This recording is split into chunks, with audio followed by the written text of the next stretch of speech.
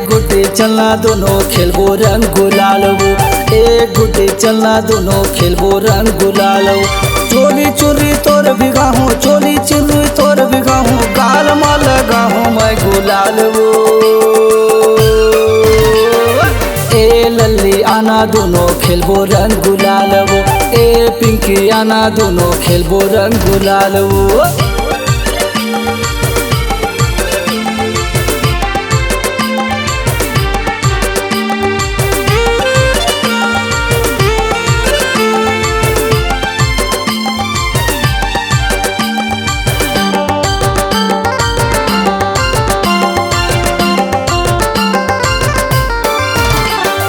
फागुन मस्त महीना आए, गली गली में नगाड़ा बाजे, बही हमीला के दोनों नाच लेते नो।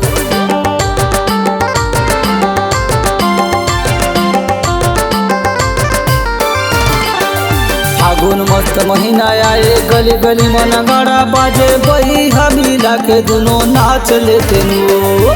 ए पिंकी आना लल्ली, ए गुड्डी चलना दोनों खेलबो रंग गुलाल वो। ए गुड्डी आना दोनों खेलबो रंग गुलाल वो।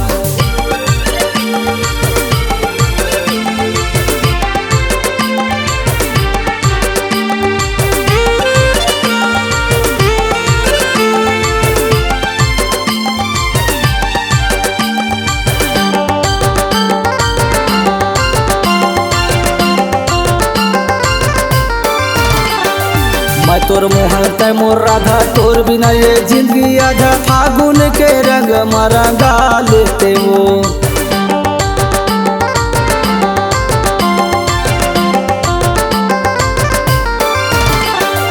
मैं तोर मोहन तय मोर राधा, तोर बिना ये जिंदगी आधा। फागुन के रंग मारा गा लेते वो। ए गुड्डी आना गुड्डी चलना लल्ली दोनों झन खेलबो रंग गुलाल वो। आना लल्ली दोनों झन खेलबो रंग गुलाल वो।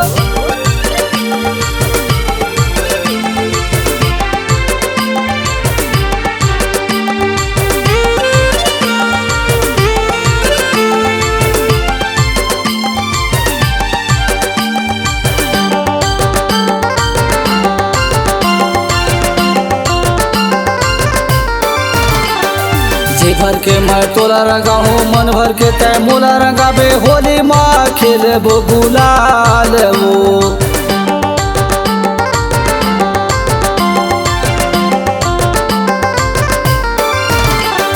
जी भर के मैं तोला रंगा हूँ, मन भर के तय मोला रंगाबे। होली माँ खेलबो गुलाल वो। ए लल्ली आना पिंकी, ए गुड्डी आना दोनों खेलबो रंग गुलाल वो। ए लल्ली आना दोनों खेलबो रंग गुलाल वो। चोली चुरी तोर बिगाहूँ, चोली चुरी तोर बिगाहूँ, गाल में लगाहूँ मैं गुलाल वो। ए लल्ली आना दोनों खेलबो रंग गुलाल वो। ए पिंकी आना दोनों खेलबो रंग गुलाल वो। ए लल्ली आना दोनों खेलबो रंग गुलाल वो। ए गुड्डी आना दोनों खेलबो रंग गुलाल वो। ए लल्ली आना दोनों खेलबो रंग गुलाल वो। ए गुड्डी आना दोनों खेलबो रंग गुलाल वो।